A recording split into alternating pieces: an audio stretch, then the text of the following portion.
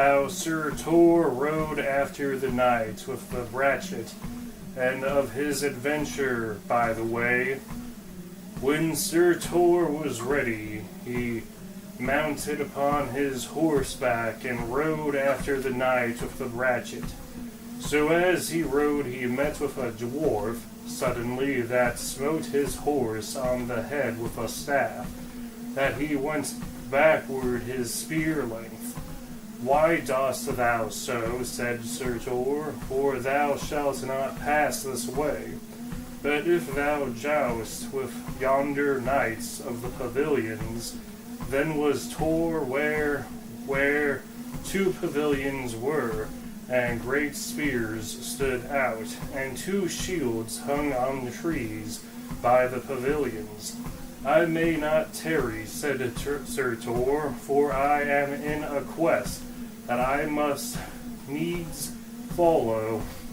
Thou shalt not pass, said the dwarf, and dressed his shield, and came fast towards Tor, and dressed him against him, so ran together that Tor bare him from his horse, and anon the knight yielded him to his mercy.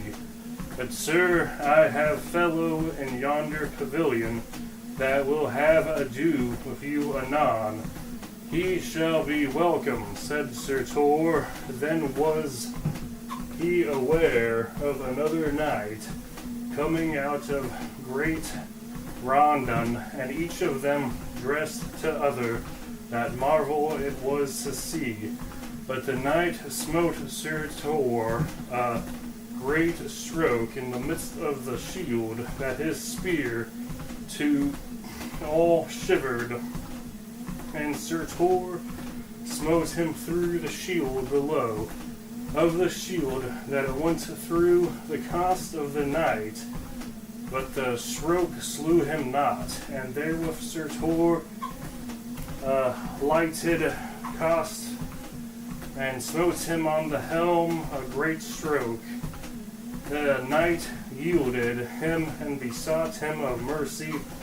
I will well, said Sir Tor, but thou and thy fellow must go unto King Arthur, and yield you prisoners unto him. By whom shall we say are we whither sent? Ye shall say by the knight that went in the quest of the knight that went with the brachet. Now what be you two names? Said Sir Tor. My name is, said the one, Sir Felot of Langduke, and my name is, said the other, Sir Petpace of Winchelsea. Now ye go forth, and Sir Tor, and God speed you and me. Then came the dwarf, said unto Sir Tor, I pray you give me a gift. I will well, said Sir Tor. I ask no more, said the dwarf, but that ye will suffer me to do you service, for I will serve no more recreant knights.